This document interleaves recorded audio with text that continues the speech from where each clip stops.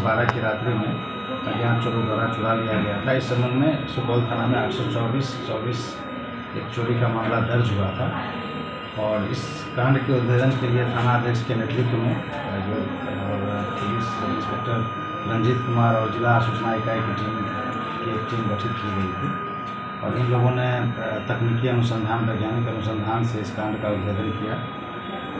सबसे तुरुप का पत्ता इसमें हमारा CCTV फुटेज था, जिसमें कि एक अज्ञात व्यक्ति को सामान चोरी के साथ जो बैटरी वाली गाड़ी होती है उस पर लाद करके और फिर उसको एक बस पर लाद के यहाँ से ले जाते हुए देखा गया था। उसका फॉलोअप करते हुए थानाध्यक्ष द्वारा काफ़ी मेहनत से काम किया गया। जिला सूचना इकाई के द्वारा काफ़ी तत्परता से कार्य करते हुए फॉलोअप करते करते ये लोग मानसी तक पहुँचे और तब मानसी में जा कर के ये जो चोरी करने वाला चोर था वो पकड़ा गया।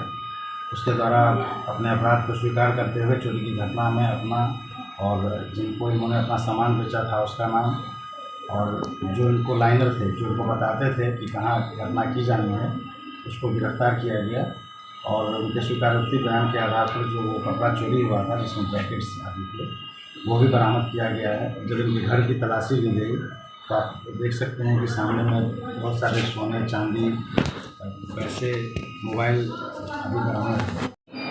एक श्रीमान श्रीमती नाम की एक कपड़े की दुकान है, उसमें भी चोरी हुई थी, उसका भी उद्भेदन नहीं हो पाया था। उस कांड में भी इन्हीं की संलिप्तता थी और उस घटना में चोरी हुए सामानों को भी इनके घर से बरामद किया गया है। इसमें इस घटना में विनोद सहनी हैं जो कि मुख्य रूप से चोरी को अंजाम दिया करते थे।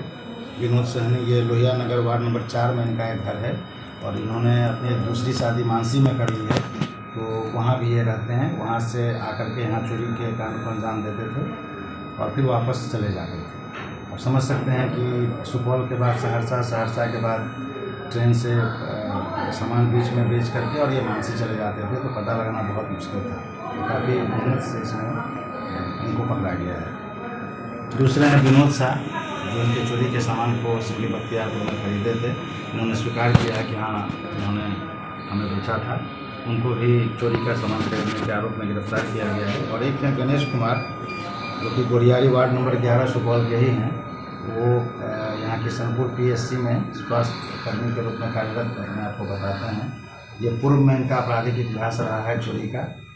इन्होंने किसी प्रकार से नौकरी प्राप्त कर ली है और ये इनके लाइनर थे, किस जगह पे कहाँ घटना करनी है, कहाँ किस घटना को अंजाम देना है, तो ये इन्हें बताते थे और उसके आलोक में ये यहाँ करके चोरी करके और तुरंत यहाँ से गायब हो गए। इस पूरी घटना क्रम में जो कपड़ा जो चोरी हुआ था वो बरामद हुआ, जिसमें 98 पीस जैकेट, 83 पीस इनर और एक स्वेटर्स हैं, वो बरामद हुआ है।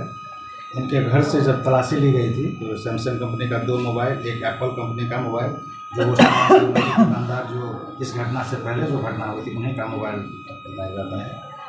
एक टैब, एक ब्लू रंग का बैग जिसमें एक जोड़ी चांदी पायल, बिछिया, ब्रासलेट, सोने का कान का टॉप, हनुमानी, चांदी का पान सुपारी, सोने का नगमुन्नी, 1 रुपये का नोट का गड्ढे, ब्रिटिश कालीन तांबा का सिक्का, पीतल का बंद घड़ी, चांदी का बाला, मंगलसूत्र और अन्य सामान बरामद हुआ है जो आपके सामने में है। इस प्रकार शहर में हो रही जो चोरी की जो घटनाएं थी उसके एक महत्वपूर्ण कड़ी जो थी, ये चोर जो बाहर से आके चोरी कर रहे थे उसको पकड़ करके हम लोगों ने, हमारी सुपौल थाना की टीम ने एक अच्छा कार्य किया है। हम लोग आशा करते हैं कि इससे आगे इस प्रकार की होने वाली घटनाओं को रोकेंगे। सर, आसपास ग्रामीण इलाके में भी चोरी की घटना लगातार बढ़ती जा रही है। बरवाड़ी में लगातार सर कई घरों में चोरी हुई थी, क्या इसमें संलिप्तता? नहीं, अभी इनसे उन्होंने पूछताछ के क्रम में भी उस कांड में अपनी संलिप्तता की बात इन्होंने स्वीकार नहीं की है, क्योंकि हमें इन्हें अभी न्यायिक हिरासत में भेजना है।